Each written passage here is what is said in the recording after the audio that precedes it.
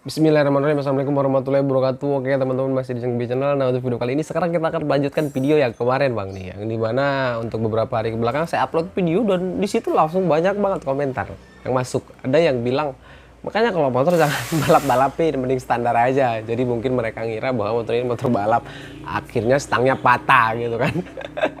Ada juga yang nanya, bang itu kenapa bisa sampai kayak gitu. Ada juga yang teman-teman yang udah menambahkan mungkin itu water hammer di bang, jadi nerjang banjir. Ada juga yang udah bilang kayak gitu. Terima kasih banyak pokoknya yang udah menambahkan komentar, terima kasih banyak. Dan saya mohon maaf kalau misalkan komentarnya nggak semua saya balas karena ya memang karena banyak, tapi alhamdulillah banyak teman-teman yang udah menambahkan, terima kasih ya.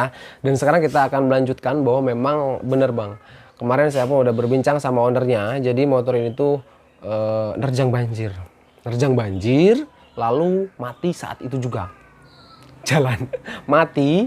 Dan salahnya si abang, motornya langsung dihidupkan kembali. Sebenarnya nggak salah sih ya, karena memang kan terpaksa juga, soalnya si abang kejadiannya malam pada waktu itu katanya, terus kemana-mana juga jauh dan dengan terpaksa harus dihidupkan ulang. Ataupun buat abang-abangku nih yang belum tahu, yang habis nerjang banjir, motornya mati di tengah banjir, jangan langsung hidupkan mesin bang ya. Karena apa? Karena bisanya terjadi water hammer ataupun air masuk ke ruang pembakaran, intinya gitulah gampangnya.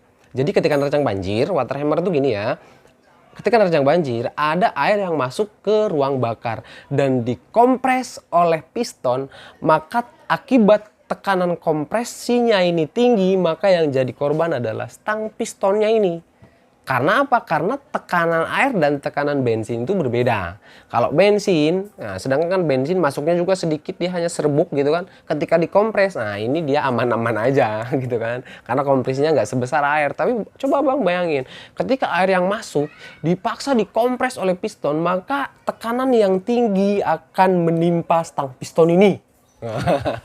Gitu, akhirnya apa ya, patah. Cuman untuk motor kemarin ini katanya si abang ini nggak langsung mati pada waktu itu juga. Jadi setelah 1 bulan kejadian baru terjadilah patah stang.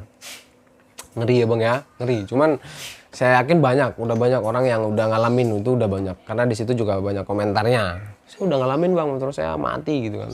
Teman saya juga ada bang yang ngalamin kayak gitu. Habis motor cuci langsung nggak bisa hidup. Cek api ada, ternyata pas dibuka mesinnya klepnya bengkok. Nah kalau itu disebutnya bukan water hammer, kalau itu disebutnya thermal shock. Thermal shock itu apa bang? Jadi terjadinya penyusutan yang terlalu cepat. Jadi gini bang, saat mesin panas, kondisi mesin panas, part-part yang ada di dalam mesin ini terjadi pemuaian ataupun memuai gitu kan. Memuai, saat panas memuai, dan ketika disiram air maka terjadi penyusutan yang terlalu cepat. Ataupun contohnya gini, kayak gelas lah. Gelas dingin, air es, masukin air panas yang benar-benar mendidih banget, maka gelasnya pecah. Bener gak? Itulah yang disebut dengan thermal shock. Jadi terjadinya penyusutan.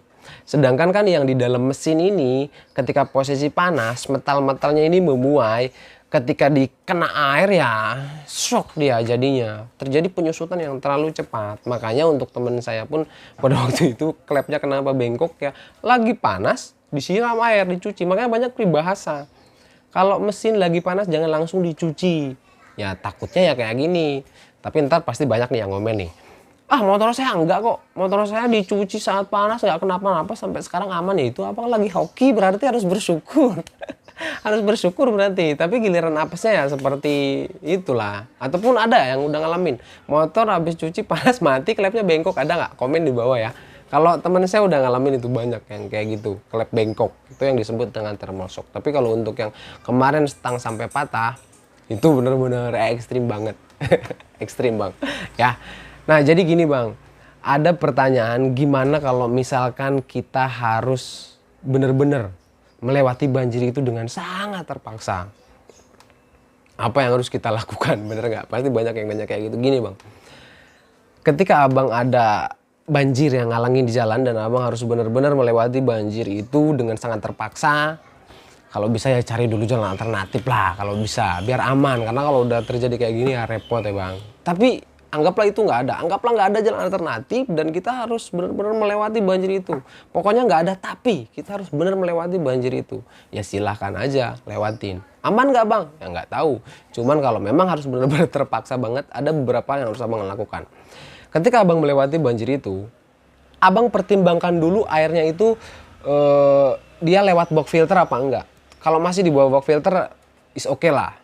Silahkan aja. Tapi kalau misalkan memang udah lebih dari box filter, ya abang siap-siap aja motornya itu bisa mati di tengah banjir itu dan terjadi water hammer. Tapi gimana kalau misalkan memang beneran terpaksa harus melewati dan iya motornya mati di tengah jalan, hal yang harus abang lakukan dulu, jangan hidupkan mesin dulu, cari bantuan dulu untuk nemenin. Dan abang di situ bisa melakukan buka businya gitu. Businya dibuka biar apa? Biar ketika air masuk ada di ruang bakar tuh banyak air dan klep in tertutup, klep F tertutup. Nah, itulah yang disebut dengan tahap kompresi. Klep in tertutup, klep X tertutup, piston kompres. Maka airnya ini akan keluar lewat lubang busi kalau businya dibuka. Tapi kalau businya ditutup, bayangin, businya ditutup, klep F, klep X tertutup, klep in tertutup, air di dalam dikompres, maka akan terjadi tekanan yang berlebih ke setang piston ini. Maka ya hal yang terjadi bisa aja pistonnya patah. Ataupun kalau nggak patah saat itu juga ya intinya ketahanannya jadi berkurang. Intinya gitu bang. Alhasil ya apa? Sebulan kemudian baru terjadilah patah. Lagi dipakai enak-enak. Wah, motor saya aman nih. Nggak mati habis nerjang banjir. Dipakai sebulan patah stangnya. Ada nggak? Saya yakin ada. Coba cek di bawah. Cek di bawah. Isi di komentar. Ya bang ya. Jadi kalau memang benar harus terpaksa banget harus ngelewati banjir itu, hal yang harus abang lakukan di awal dulu buka businya. Oh berarti harus bawa lubang busi dong bang. Kunci busi dong bang. Ya itu pilihan, mau bawa atau mau nerjang atau mau jajan banyak. Karena kalau udah kejadian kayak di video itu jajannya banyak bang. Ngeri, tapi alhamdulillah ya bang ya, di video itu nggak jadi ganti crankcase karena kemarin langsung dibubut, jadi nggak harus cetak nomor mesin lagi, alhamdulillah. Karena gini bang, motor ini pun kemarin sempat dibawa juga katanya ke dealer resmi. Kalau di dealer resmi jangan heran karena memang peraturannya kayak gitu, itu udah seharusnya. Kalau di saya pun kalau misalkan nggak dibubut lagi ya mau nggak mau harus ganti crankcase ya sama peraturannya kayak gitu. Jadi peraturannya ini kemarin kata si abang di bengkel resmi ini, untuk ngidupin mesin ini pajak harus hidup. Dan kemarin ketika motor si abang mati ini pajaknya lagi telat. Belum kebayar, belum dibayar, intinya telat pajak lah. Dan alhasil harus ngidupin pajak dulu baru bisa nyetak nomor mesin. Itu pun harus inden kurang lebih selama 2-3 bulan katanya. Nah, jadi repot kan? Udah harus ngidupin pajak dulu, udah mikirin biaya perbaikannya, udah menunggu.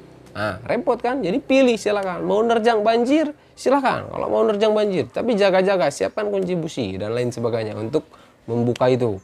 Tapi kalau misalkan nggak mau kayak gitu, nggak mau bawa busi, kunci busi, ya siapkan duit banyak. Kalau lagi apes-apesan terjadi, motor saya enggak bang, enggak kayak gitu, motor saya aman-aman aja dipakai balap, dipakai kena A dan lain sebagainya, ya itu lagi hoki berarti abang harus bersyukur. Tapi kalau yang kita jaga ini kan apesnya orang kan nggak tahu bang ya. Kita lagi jalan nginjek kucing itu apes itu. Oke ya bang ya. Nah jadi kurang lebih hanya itulah yang ingin saya sampaikan di video ini. Jika ada salah-salah kata ataupun ada yang kurang terkait video saya, silahkan tambahkan di komentar, silahkan masukkan kritik dan sarannya di komentar, tambahkanlah intinya kalau saya ada salah-salah kata. Karena saya percaya dan saya yakin bang, amal itu bukan hanya sholat aja, ibadah itu bukan hanya sholat aja. Abang memberikan komentar dan ngasih edukasi buat pembaca lainnya itu jadi amal juga. Enak kan?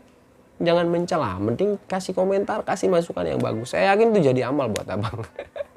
Buat kita semua, oke ya bang ya. Nah kayak gitu bang, saya Feby, jangan bercelah undur diri. Sampai jumpa di video saya selanjutnya. Jangan lupa saksikan part berikutnya, situ ada pemasangan NMAX-nya ya bang ya. Yuk.